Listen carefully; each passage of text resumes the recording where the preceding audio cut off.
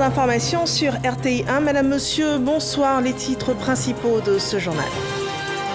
Audience multiple à la primature ce 11 août. Le Premier ministre évoquait le renforcement de la coopération entre la Côte d'Ivoire et l'Angola, l'affermissement des relations aussi avec l'Union des Comores. Il s'agissait aussi de projets en faveur des jeunes de France et de la Côte d'Ivoire par un partenariat avec l'organisation France Volontaire et le gouvernement ivoirien. L'immeuble La Pyramide au cœur du plateau fait de nouveau partie du patrimoine de l'État de Côte d'Ivoire. Le bien qui devait bénéficier d'un projet de réhabilitation depuis 2015 était au cœur d'un litige entre l'État et un présumé propriétaire. Il a finalement été racheté par le gouvernement. Au Soudan, Omar el-Béchir va être remis à la Cour pénale internationale. L'ancien président soudanais fait l'objet depuis des années de 2 mandats d'arrêt internationaux émis par la CPI pour crimes contre l'humanité et génocide au Darfour. Bienvenue dans 123 heures. La coopération était à l'honneur ce jour à la primature. Patrick Hachi, le Premier ministre, s'est entretenu avec plusieurs personnalités présentes en Côte d'Ivoire dans le cadre de leur participation au 27e congrès de l'Union postale universelle. Le compte-rendu de ces audiences avec Éric Corré. Parmi ces personnalités reçues par Patrick Hachi, 2 étaient porteuses de messages au président Alassane Ouattara. Manuel Homan, ministre angolais des télécommunications à sa sortie d'audience. C'est un message où le président a réitéré son souhait de voir les 2 peuples continuer à coopérer en bon terme pour l'avantage pour les 2 peuples et aussi pour échanger à propos de la conférence du congrès qui est en cours maintenant. Hamad Saïd Jaffa, ministre de l'économie numérique et de la poste du Comore, était également porteur de messages pour le président Alassane Ouattara. Porteur de messages de son Excellence le président de l'Union des Comores, M. Azali Assoumani, son homologue et frère, son Excellence le président Alassane Ouattara. Jérémy, bien entendu, la lettre qui m'a été confiée par notre président et à son Excellence le Premier ministre de la République de Côte d'Ivoire. L'occasion, bien entendu, d'échanger aussi sur la coopération entre nos 2 pays et des liens, bien entendu, qui unissent nos pays depuis longtemps. L'ancien ministre français, Jacques Godfrey, président de France Volontaire, a aussi été reçu par le Premier ministre Patrick Hachi. La relation franco-africaine, franco-ivoirienne en particulier, qui va se dessiner pour la fin du siècle. Nous sommes en début de siècle aujourd'hui. Eh bien, je ne serai probablement plus là pour le voir, mais nous savons que c'est aujourd'hui que nous sommes en train de dessiner, de façonner ce que va être la fin du siècle. Ça dépend de notre volonté, de l'intelligence avec laquelle tout cela va être mené. Et nous faisons totalement confiance aux autorités ivoiriennes, à Monsieur le Premier ministre, pour que cette intelligence soit à même d'être pratique. Et pour finir cette série d'audiences en beauté, c'est la ministre ghanéenne de la communication et de la digitalisation qui a été reçue par Patrick Hachi. Toutes ces audiences se sont déroulées en présence de la ministre d'État, ministre des Affaires étrangères, Kandia Kamisoko Kamara. Voilà des personnalités reçues à la primature après le Premier ministre de la transition malienne. Il y était en début de semaine. Présent encore sur le sol ivoirien, il a présenté ce jour à la presse ivoirienne et internationale l'état des relations entre son pays et la Côte d'Ivoire. Éric Corré. Devant les journalistes nationaux et internationaux, Choguel Maïga n'a pas eu la langue de bois. Le Premier ministre de la transition malienne a parlé de l'amitié historique qui lie la Côte d'Ivoire et le Mali, tout en saluant la grandeur du président Alassane Ouattara. Vous savez qu'à chaque fois que le peuple ivoirien s'est trouvé dans les difficultés, comme dans les années 2000, le peuple malien s'est trouvé au côté du peuple ivoirien. J'étais moi-même dans le gouvernement dans les années 2000, lorsque la décision a été prise. Eh bien, le président Alassane Dramane Ouattara, à l'image de l'ensemble du peuple ivoirien, je pense fait preuve aujourd'hui de compréhension en direction du peuple malien qui se trouve lui aussi aujourd'hui dans les difficultés. Et le soutien qu'il apporte au Mali, au nom du peuple ivoirien, est largement connu et reconnu par nos autorités. Ça, c'est un message que je suis venu apporter au président Ouattara et au peuple ivoirien, le message de reconnaissance. Évoquant la situation dans son pays, Choguel Maïga a rassuré que le gouvernement malien travaille à la paix et à la stabilité. Nous sommes aussi venus pour expliquer de vive voix la situation politique, la situation sécuritaire dans notre pays. Nous avons eu plusieurs entretiens avec Monsieur le Premier ministre, avec le ministre des Affaires étrangères, avec les conseillers spéciaux du président Ouattara. Et nous avons largement expliqué dans les détails des aspects de la crise que nous vivons, qui ne sont pas forcément décrits dans les rapports, qui ne peuvent pas donner souvent les côtés les plus sensibles de la crise.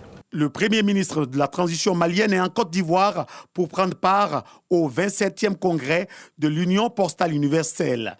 Il représente le président de la transition malienne, le colonel Assimi Goïta. Il y a aussi coopération entre les institutions de l'État ivoirien. Une séance de travail autour de la mise en œuvre de l'agenda 2030 du Sénat. Le président du Sénat a échangé dans ce cadre avec l'Assemblée des régions et districts de Côte d'Ivoire, la RDCI. Le rapport de l'entretien par Herman Guivet. Le président du Sénat, Ahoussou Kouadio-Jano, au siège de la RDCI, l'Assemblée des régions et districts de Côte d'Ivoire, accueilli par le président de la fêtière qui rassemble les régions et districts de Côte d'Ivoire, le docteur Aka Wele. Une visite qui s'inscrit dans le cadre des consultations initiées par le président du Sénat, Ahoussou Kouadio-Jano, au président des fêtières des collectivités locales dans le cadre de la mise en œuvre de l'agenda 2030 du Sénat. Le président du Sénat, Ahoussou Kouadio-Jano, a dit toute son admiration au président de la RDCI, Aka Wele, pour sa détermination à faire rayonner toute initiative favorable à la décentralisation. Au terme d'une séance de travail qui a duré environ 2 heures, le président du Sénat et celui de la RDCI, Aka Wele, ont livré les conclusions de leur rencontre. Nous avons organisé en 2020 un forum sur les problématiques liées à la décentralisation et tous les actes de ce forum ont décliné des points essentiels de collaboration. Donc nous avons fait la démarche inverse pour venir à la RDCI, pour que la RDCI s'approprie toutes les décisions du forum afin que nous passions au stade pratique de la mise en œuvre. Et nous avons eu une belle séance de travail. À la suite de cette séance de travail, nous allons nous revoir pour affiner nos documents afin de pouvoir rencontrer ensemble le Premier ministre pour faire le plaidoyer au profit des collectivités locales. Car pour nous, le vrai développement commence par la base pour aller vers le haut. L'actualité en matière de décentralisation et même de déconcentration touche les districts. Des ministres gouverneurs du district qui ont été nommés par rapport à cela. Il est bon que nous nous inscrivons tous fondamentalement dans la vision politique de décentralisation du chef de l'État. Et cela passe naturellement par le Sénat, qui est la représentation des collectivités territoriales. Le Sénat et nous avons intérêt à ce que les choses marchent parce que c'est notre responsabilité commune. La RDCI entend ainsi prendre toute sa place dans la mise en œuvre de l'agenda 2030 du Sénat. L'État de Côte d'Ivoire enregistre en toute légitimité sur la liste de son patrimoine l'immeuble La Pyramide, situé au cœur de la commune du Plateau. Un accord a été trouvé avec le présumé propriétaire de ce bien. L'immeuble en ruine pourra être réhabilité comme il était prévu depuis 2015. On en sait davantage sur cette affaire dans ce reportage de Cheikh Koné. La bataille juridique n'aura finalement pas lieu. Les négociations ont fini par payer. La pyramide est à nouveau inscrite au livre foncier avec pour seul et unique propriétaire l'État de Côte d'Ivoire. Pour arriver à cette issue heureuse, le gouvernement a dû mettre la main à la poche. En même temps qu'il y avait la procédure judiciaire, il y avait les discussions avec la personne présumée propriétaire. Mais un accord a été trouvé et c'était notre position depuis le début Nous savions ce qu'il avait payé à l'État de Côte d'Ivoire et c'est ce montant qui lui a été retourné. Voilà, 500 millions de francs CFA. C'est en 2015, à la faveur du projet de réhabilitation de l'édifice qu'il a été constaté dans le livre foncier que le propriétaire de la pyramide était autre que l'État de Côte d'Ivoire. Donc depuis 2008-2009, l'immeuble était inscrit au nom d'une SCI et quand l'État, après 2011-2012, a voulu réhabiliter l'immeuble, nous nous sommes rendus compte qu'il n'appartenait plus à l'État. Quelqu'un d'autre en était le détenteur, en était le propriétaire officiellement au niveau de la conservation foncière. Place désormais au projet de réhabilitation de ce joyau architectural, jadis vitrine de la ville d'Abidjan, tombé en ruine depuis quelques années. Nous avons perdu beaucoup de temps à cause de cette situation. Notre volonté à nous, c'est d'aller vite. Je vous l'ai indiqué, depuis 2011, dans les priorités de réhabilitation de l'État de Côte d'Ivoire, il y avait l'immeuble La Pyramide. Et malheureusement, nous avons buté sur cet écueil juridique qui était le titre de propriété, qui n'était pas au nom de l'État de Côte d'Ivoire. Bon, aujourd'hui c'est résolu, donc il faut réengager les discussions avec les personnes qui à l'époque étaient intéressées pour réaliser en partenariat public-privé cette réhabilitation. Peut-être même que le gouvernement recommandera que nous partions dans une démarche plus élargie. Donc nous verrons, nous aviserons en fonction de ce que nous aurons comme consigne, comme instruction de nos premiers responsables. Mais l'idée, c'est vraiment d'aller le plus vite possible dans la réhabilitation de ce bâtiment. La pyramide du plateau, inspirée de l'histoire des pyramides d'Égypte, a été conçue par l'architecte italien Rinaldo Olivieri. L'immeuble de type R+14 est bâti sur une parcelle de 4072 m². Voilà, un bien immobilier récupéré, sécurisé et bientôt réhabilité grâce aux ressources financières du pays. Des fonds en partie apportés par les recettes douanières. Pour sécuriser davantage les transactions, un système vidéo de contrôle des douanes est en phase d'expérimentation aux frontières terrestres du pays. Jean-Luc Bambo nous en dit davantage. Des images des postes douaniers de Takikro, Niablé et Noé à la frontière est de la Côte d'Ivoire. Des images reçues et visionnées en temps réel depuis une salle logée au sein de la direction du régime économique des douanes Avridi à Abidjan. La salle de contrôle du système de vidéosureté, un dispositif piloté par la direction générale des douanes. Sa mission, veiller à la régularité des opérations qui se déroulent sur les postes douaniers. Ici, nous avons un échantillon du passage du véhicule. Ce logiciel-là nous donne la possibilité d'avoir un cliché, la plaque d'immatriculation, toutes les informations sur le véhicule, ainsi qu'une courte vidéo qui montre le passage du véhicule. Est-ce que nos agents de Takikro m'entendent? Un dispositif de contrôle et de sécurisation des recettes, mais surtout de modernisation de l'administration douanière que le ministre Moussa Sanogo a tenu à visiter. C'est un projet qui nous tenait à cœur, de pouvoir doter nos frontières du système de vidéosurveillance.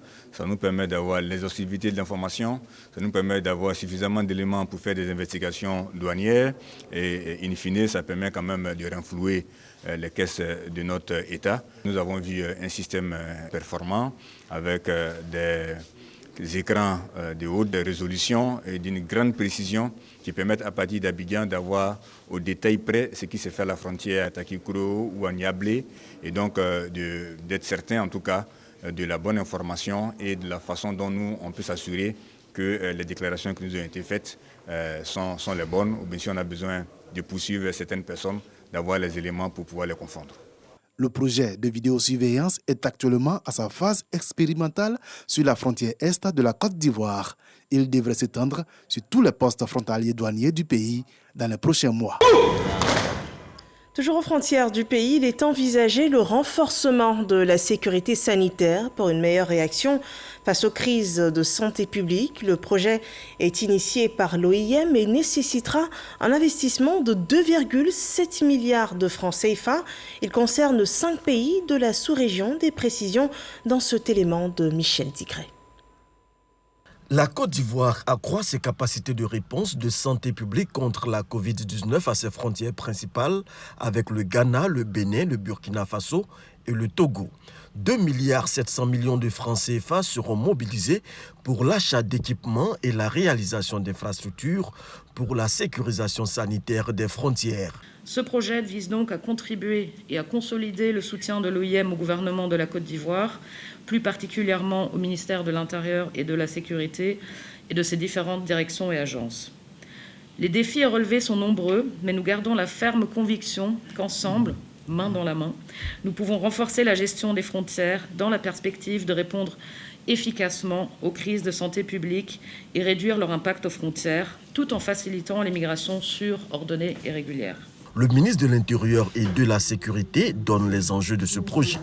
Nos deux postes retenus, à savoir l'Ali-Rabat et Noé, bénéficieront de la fourniture d'équipements et d'infrastructures de santé publique nécessaires. Les autorités préfectorales, les forces de défense et de sécurité, en service à ces deux postes frontières, ainsi que les usagers, y compris les communautés frontalières, bénéficieront de formations sur l'utilisation et la maintenance des équipements fournis, ainsi que les procédures opérationnelles standards pour la réponse Covid-19 au point d'entrée. Cette cérémonie a été marquée par la signature de deux projets, celui portant sur une enquête de collecte de données sur l'amélioration de la facilitation aux frontières et celui sur le renforcement des capacités de santé publique aux frontières en Afrique de l'Ouest. Voilà un projet qui vient renforcer les efforts de la Côte d'Ivoire en matière de lutte contre la Covid-19. Et à ce propos, voyons la progression de la pandémie sur le sol ivoirien.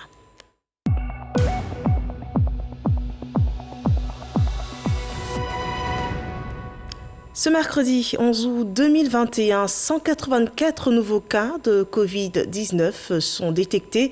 Également, il y a 159 nouvelles guérisons. La Côte d'Ivoire totalise ainsi 51 732 cas confirmés, dont 50 494 personnes guéries, 347 personnes décédées. Il reste encore 891 cas actifs. La campagne de vaccination gratuite, elle enregistre un total de 181 287 doses de vaccins anti-Covid administrées. À mal maîtriser le paludisme, la communication sur les moyens de prévention se révèle être une arme efficace pour arriver à 0 cas de paludisme dans notre pays. L'objectif pourrait être bien atteint d'ici 2030. Jean-Marc Djadji.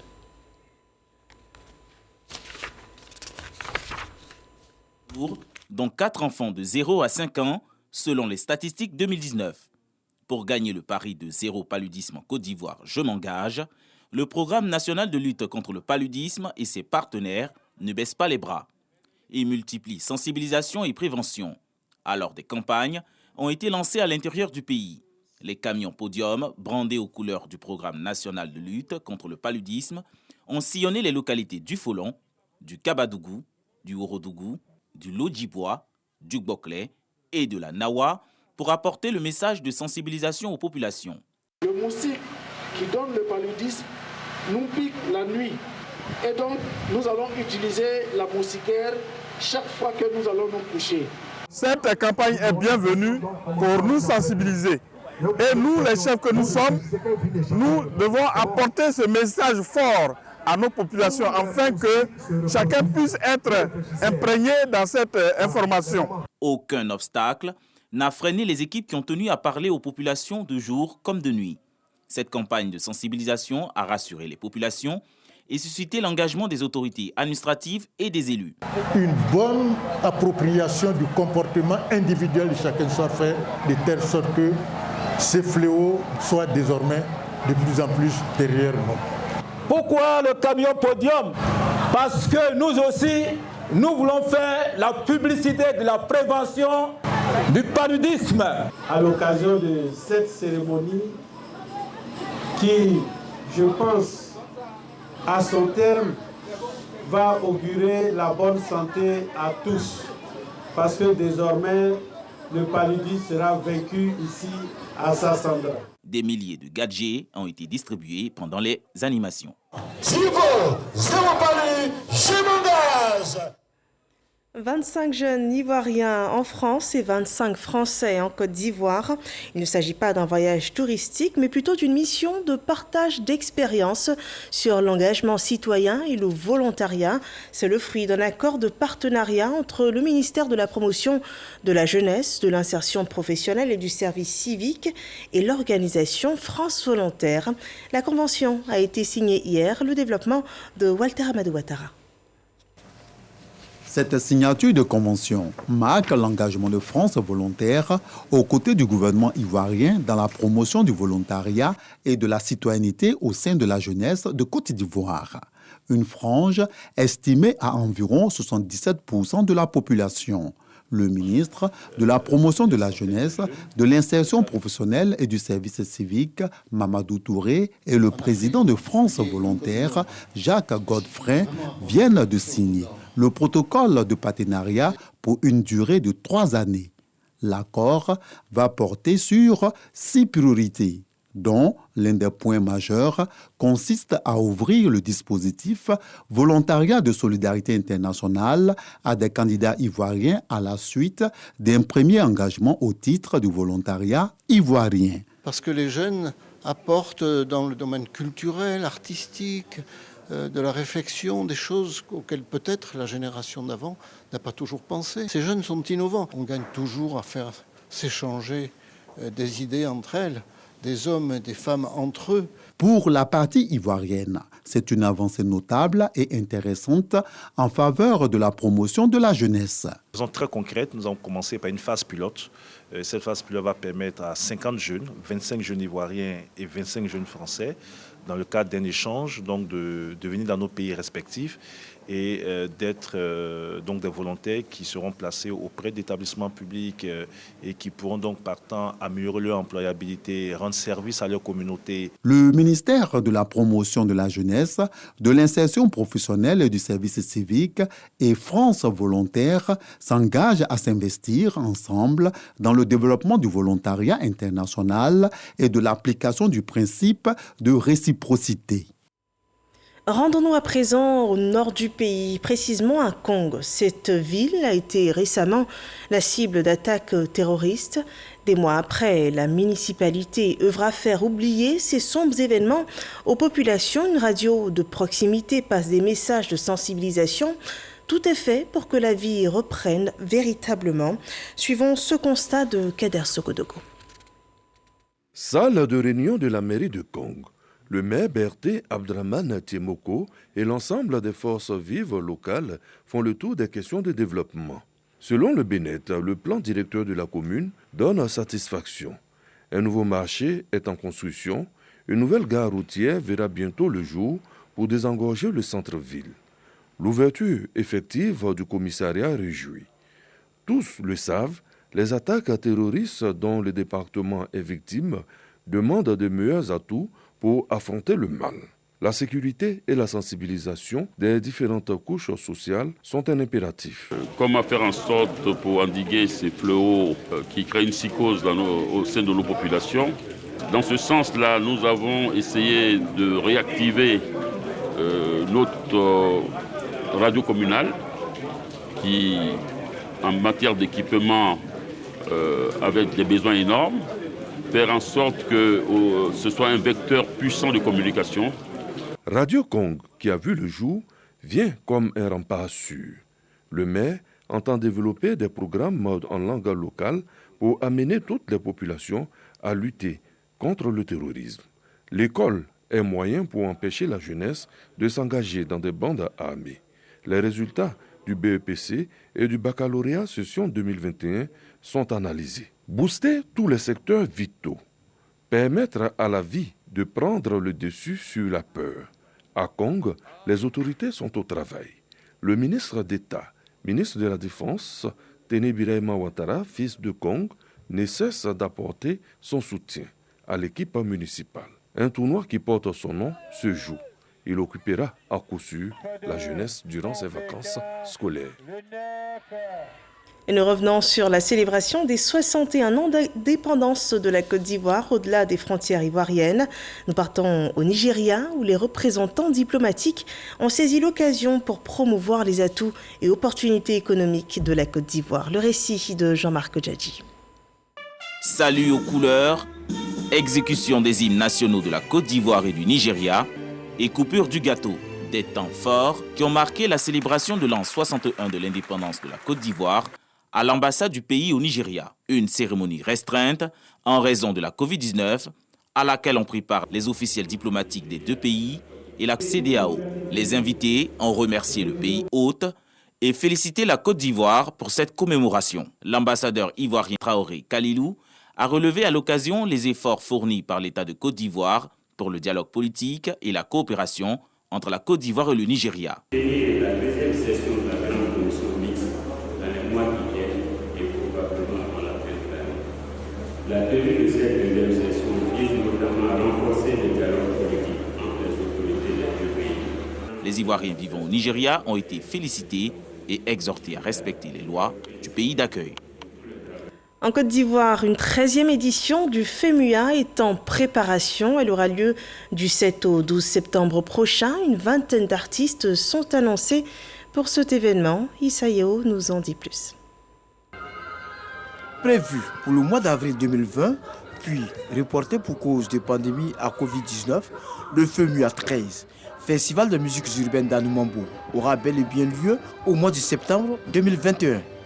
Cette certitude émane du commissaire général du festival, Traoré Salif dit Assalfo, lead vocal du cérébricisme groupe Magic System. Il était important que nous tenions forcément ce festival, ce FEMUA 13 là. Beaucoup ont demandé qu'on l'annule, mais j'ai dit on ne va pas l'annuler parce que c'est ça aussi, la détermination doit nous amener à être confrontés à certaines difficultés et à les combattre et à les vaincre. Le FEMUA, depuis quelques années, maintenant est ouvert à d'autres cultures, ce qui justifie la présence d'un pays hôte sur le plan culturel. Pour cette 13e édition, le Sénégal, pays de la Teranga, est l'invité d'honneur. Le Sénégal étant à l'honneur, le Sénégal sera visible sur les différentes plateformes qui seront utilisées dans le cadre de ce FEMUA.